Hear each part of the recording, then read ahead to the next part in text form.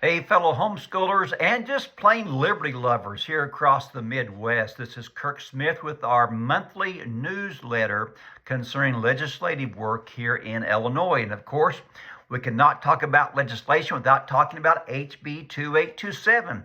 There are some great things, some very interesting things that happened here in the last week concerning HB 2827.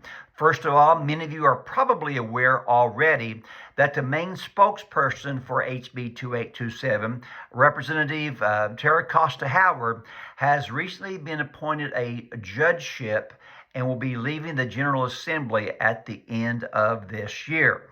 We consider that to be very good news.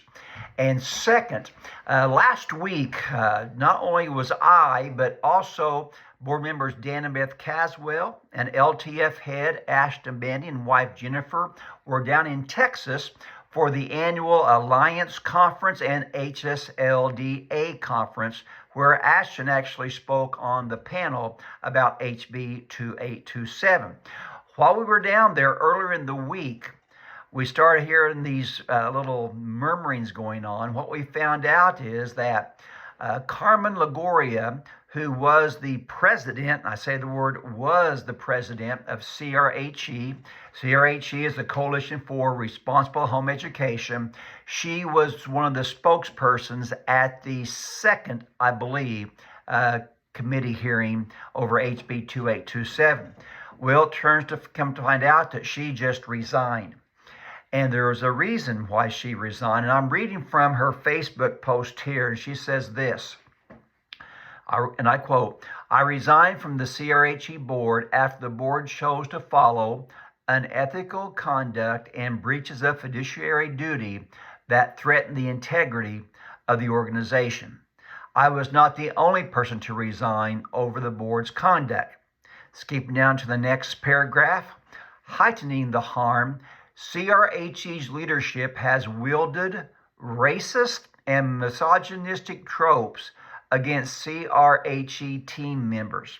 Every perpetrator of these harms remains at CRHE in position of leadership. And she goes on to say everything else, other things about like integrity and so forth and so on.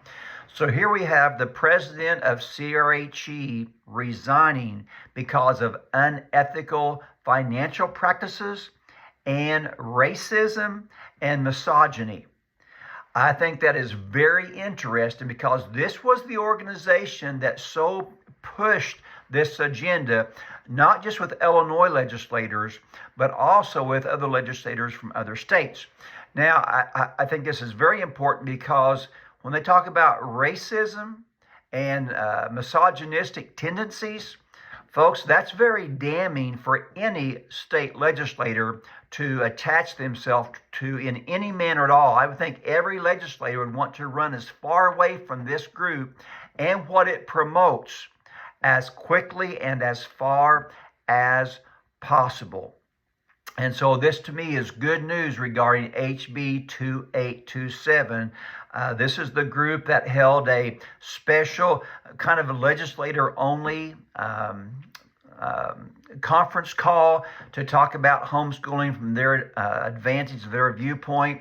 And once again, the Black Caucus and the Latino Caucus, especially the Black Caucus, realized this was a real injustice to minority communities, and they stood out for that, and praise God for that. I also just want to make the comment that these things are a direct answer to prayer. Folks, when we talk about ICHE being Christ-focused, that's not lip service. That is who we are. We believe in the power of prayer. And right now, there are over 36 people praying and fasting at least once a month for the rest of this year about this bill. And I consider this with CRHE a direct answer to prayer because one of the requests that I sent out was that God would send confusion to those and division to those who would fight against us. And the scriptures I have for that, one was in Exodus 23, that God would send confusion to his enemies. Deuteronomy 7, that God would send hornets to those who fought against his people Israel. And my favorite one was 2 Chronicles chapter 20, when various nations jumped on Israel and tried to attack them, and they ended up devouring one another. And so I see the events of this last week as an answer to prayer. So thank you for those who are praying so faithfully, and we give God praise for what he is doing. So know that God is on his throne. He is working on our behalf already for our next legislative session. Now, one announcement, I do not have the specific date yet, but the HSLDA conference, they gave their annual State of the Nation address, and this is what kind of motivated me last year, and also Arcasia and James Cox from Patch, to make this available to our listeners here in Illinois. I've already reached out to Will Estrada and received permission to once again share the State of the Nation address at the HSLDA conference to let you know what happened not just in Illinois but across the entire nation. This was a coordinated attack last year, with CRHE being kind of at the center point during this time. And so we want you to be highly informed, highly educated, so we know what to do for the next legislative session. So folks, thank you again for all you're doing.